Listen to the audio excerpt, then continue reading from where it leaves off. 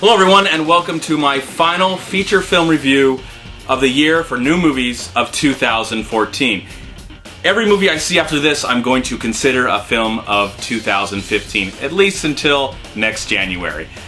Okay, this is a movie that I've been extremely excited to see for months now. It did get an official release on December 31st, 2014. The movie is called A Most Violent Year. And I'm just so excited about this movie because I love the crew, I love the cast, and I love this director. His name is J.C. Chandor, and in 2011 he gave us Margin Call. In 2013 he gave us All Is Lost, two of my favorite films of those years that they came out respectfully. But with this new movie I was hoping 3 for 3. I mean, the guy has just knocked it out of the park, and I think every one of his films has gotten an Oscar nomination, but I was really curious that this film got 0 for some reason. So I had to find out and see why. Now, the film stars Oscar Isaac and Jessica Chastain, Albert Brooks, and David Oyelowo, and many, many others. You know, David Oyelowo was a guy that was in Selma, a really great actor, and he didn't get nominated for that film as well. But it was really nice to see him in this movie. Now, this film takes place in New York City in 1981, where we get to know Oscar Isaac and Jessica Chastain. They play husband and wife, and they're really trying to run a business legitimately. It seems like in their past there were ties to the mob and organized crime, but now they're really trying their hardest to be legal and have a successful business, as their business pretty much consists of this trucking around heating oil. But for some reason, someone in maybe some sort of other dishonest organization is robbing them of their trucks and robbing them of their property and everything that they believe in. Probably pretty much robbing them of the American dream that they're really trying to hold on to, because it seems like Oscar Isaac, his character is just trying his hardest to do everything right. You know, pay off his loans on time, do his business well with the people that he works with. But in this film, it just seems like, can you be honest and still live the American dream? Now, he does battle some interesting things with his business partners, with the Jewish community, and also with his wife, played by Jessica Chastain. Again, you couldn't help it. I mean, you look at the track record of this filmmaker, and you just have to be excited about this movie. But I should warn you that this is a crime drama, heavy on the drama. There are a few action set pieces with some car chase sequences and a little bit with a shootout that were very interesting and edge of your seat worthiness. But this is more interesting as a crime drama, as we get to know these characters and as they are developed over time to get us hopefully to care about them. And I did. I was so in love with everyone that was involved in this film, whether they had a small part or a big part.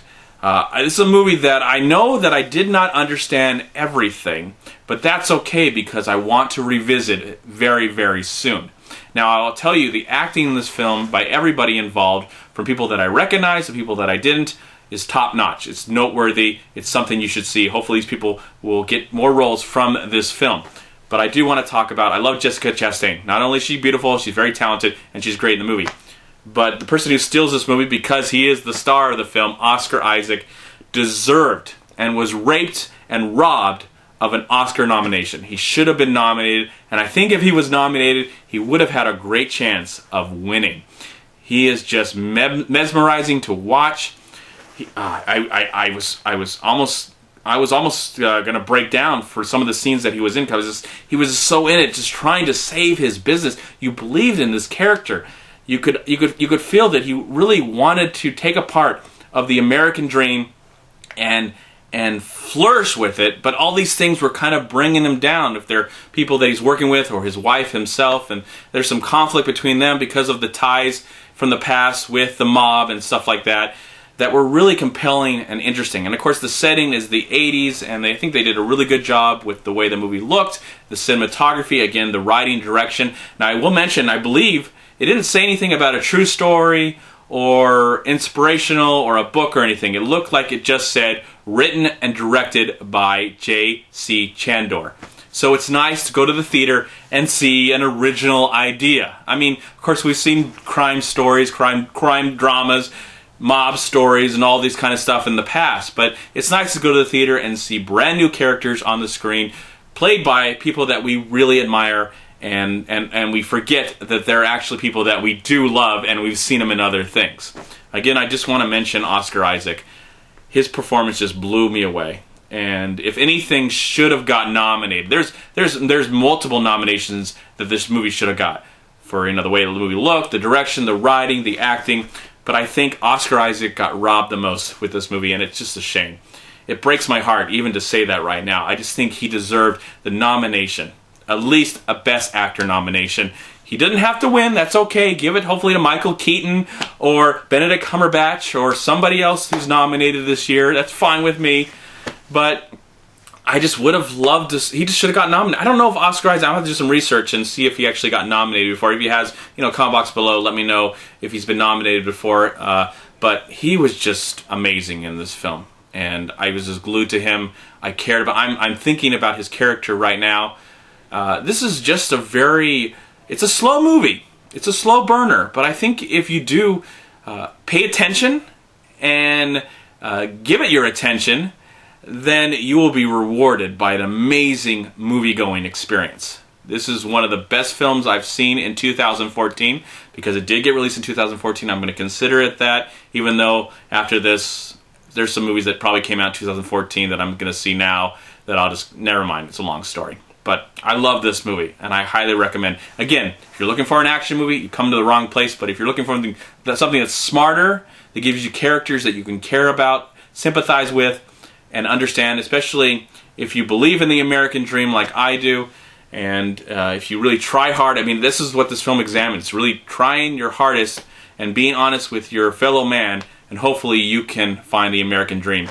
But there might be some bumps in the road, and that's what I got from this movie.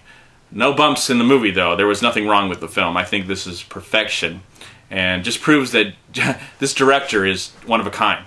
And I'm just looking forward right now to seeing what the guy comes up with next. It looks like he's coming up with a movie every 2 years. So 2017 or 15 or whatever, look forward to his next film, because I think he's a great director. And again, he should have been nominated as well. And for that, I am going to give A Most Violent Year, one of the best films of 2014. I'm going to give it a solid 4 stars out of 4. I'm MovieManCHAD. Please like, comment, subscribe to my channel. I'm also on Twitter, and I'm on Facebook. And please go to WeLiveFilm.com and subscribe right here on YouTube to We Live Film.